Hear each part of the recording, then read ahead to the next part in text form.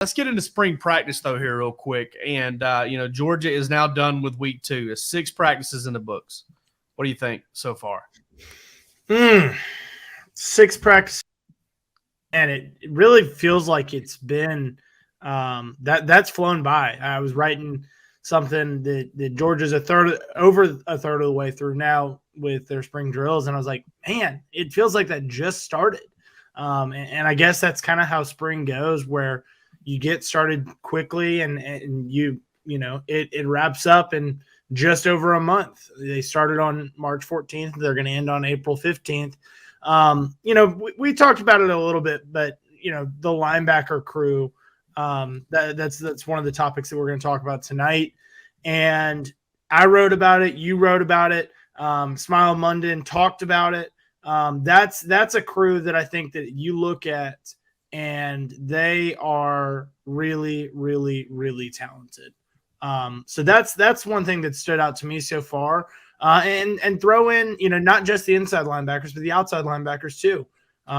We talked about those guys last time we were on here on Wednesday, but Chidera Uzo-Deribe has that group rolling. Recruiting wise, he's the 3 early enrollees are there. You got 2 early enrollees with the inside linebackers. You've got a really talented core group that's returning with Smile that you can see here. Jamon Dumas-Johnson, Ryan Davis, Chaz Chambliss. Those guys all played very important roles for Georgia last year. And I think that on top of those guys, you're going to have really talented freshmen. And those groups are set up to be really good for a really long time. Can y'all hear me now? Yeah, we can. You sound awesome, too. I wanted to fit this in here real quick. I know, Smile Munden ended the season as Georgia's leading tackler, but post-injury that he suffered at Missouri, I think he missed the Auburn game. Man, I tell you what, I don't know once he got healthy that there was a better linebacker in the country. I mean, Jamon Dumas-Johnson, I believe, was in the running for the Buckus Award, but Smile Munden was a number 1 best Georgia linebacker the last part of last season. I'm really excited to see how good he can be this year. Honestly, I don't know if y'all get the same impression. He doesn't look like a linebacker. I was just about to say that, man. When you go in and talk to him after a game or talk to him on a game week as he goes into the media room, he looks like he's more of a tight end, maybe. I mean, he's kind of a tweener for a linebacker, maybe an edge guy, if anything. But he does not have that typical linebacker frame about him. Yeah, he's a thin guy. He's long, but he can do some things for you off the edge too. It's really kind of strange how the way he plays. But I would be shocked if he weighed any more than 225 at most. Well, and it's freakish athleticism for that position. I mean, we saw what a guy like Channing Tindall could do, and different build here with Smile, but. That season that Channing had in 2021 as a senior, that's what I think Smile Munden is capable of and more. I mean, just the ability to fly all over the field. And Jake, I think you're absolutely right that Smile Munden was the best, one of, if not the best linebackers in the country the second half of the season. I mean, just every week. As I was doing my rest and react stuff, just was like, okay, hey, let's look at the defensive side of the football. Who led the team in tackles? Smile Munden. And he was slowly but surely. Jamon Dumas-Johnson was really good early on. And Smile got hurt. That didn't help. And he slowly but surely just kept creeping back into the discussion for the team leading tackles, and ultimately takes it by a pretty sizable margin too. I can't lie. I caught a little Michael Keaton from the other guys there whenever you started talking about creeping, all the TLC references in that movie. I don't know why. That's a favorite of mine and Palmer's on the road. When we hit the road, we've watched it a couple times. We always talk about the other guys. But, I mean, he was awesome down the stretch, but it just – I don't know. He looks like a hybrid defensive back, a big safety. It's really strange. And then, you looked and he had that deflection interception and he had some tackles for a loss where you're like, oh man, there's number 2 again. There was I want to say it was right there in that LSU game. Maybe it was the Peach Bowl where I honestly, man, it was one of those things where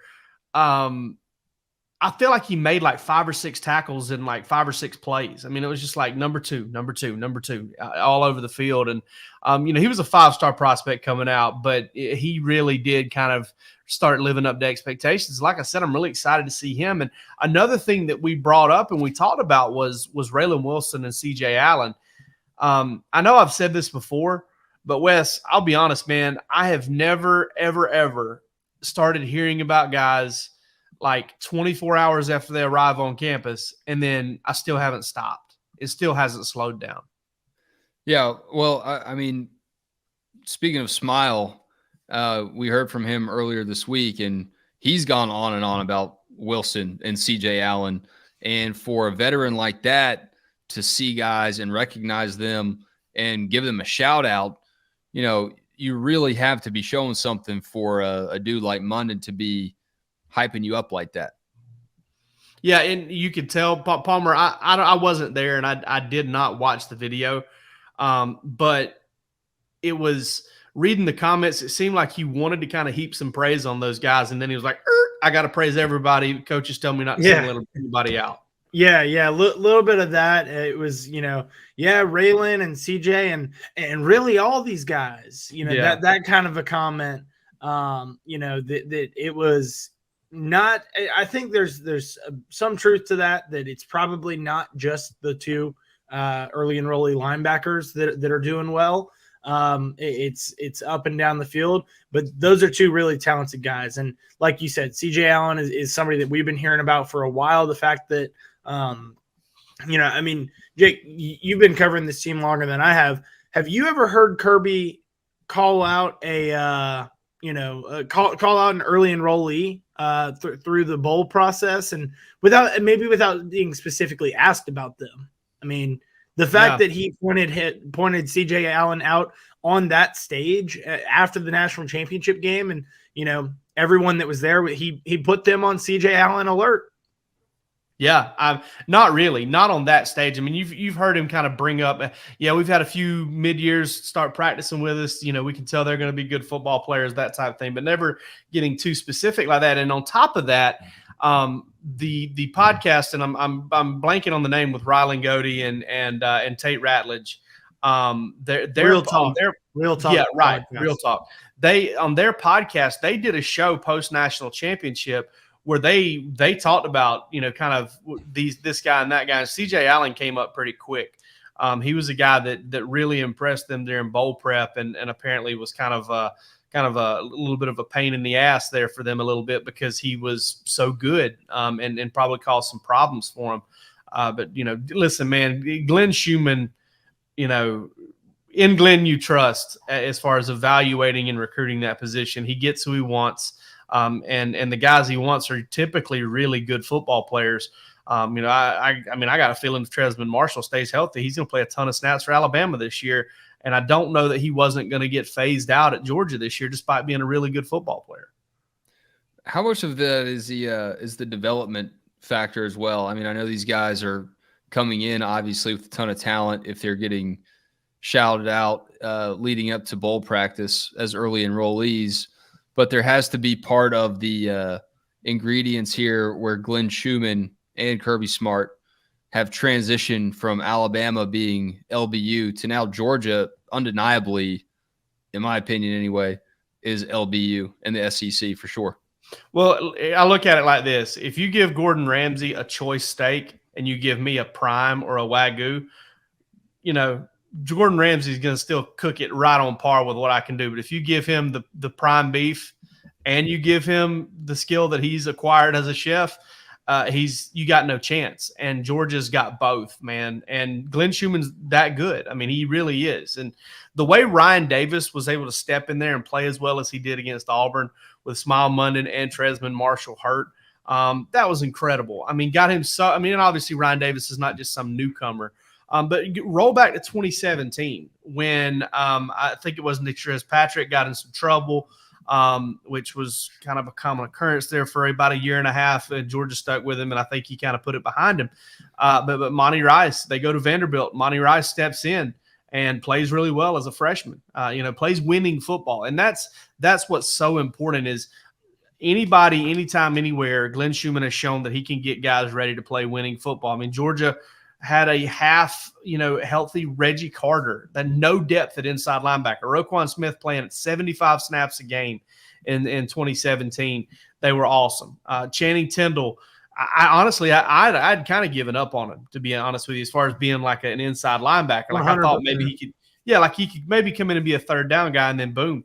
And then that Clemson game. Yeah, gets the light to come on for him, so it's, Schumann, man, there's a reason he had a chance to turn down 2 jobs this year, and there's a reason Georgia paid him $1.9 million. And I know a lot of people think, all right, well, count your blessings. He's only going to be here 1 year, maybe 2 more years. That may be true. I don't know, but I will say this: if he's turning down the Philadelphia Eagles, he's probably going to turn down, Louisville.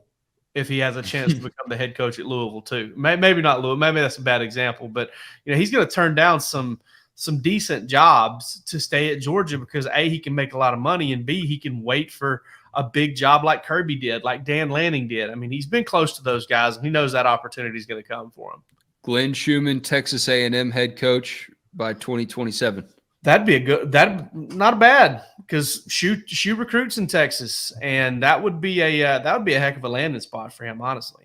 I've had a couple of people in North Carolina circles tell me that they want him as their next coach once Mac Brown leaves, maybe going, bringing back a little bit of a defensive mindset to some UNC football up there.